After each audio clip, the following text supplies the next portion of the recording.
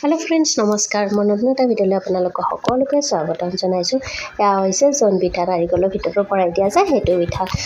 সন্ধিয়া টাইমত চাহৰ লগত খাবলৈ বুলি কেইখনমান বনাইছো আৰু এয়া চাওকচোন মই নিজে হাতেৰে ডিজাইনটো দিছো কেনেকুৱা হৈছে নিশ্চয় ভাল হৈছে আৰু অলপ ডাঙৰকৈ বনাইছো দেই যিহেতু ঘৰতে খাম আৰু কেইখনমান বনাইছো আৰু সন্ধিয়া চাহৰ লগত যদি ল'বৰ বাবে তাকে অলপ ভিডিঅ'টো শ্বেয়াৰ কৰিছো আপোনালোকৰ ওচৰত আশা কৰিছো নিশ্চয় ভাল পাব।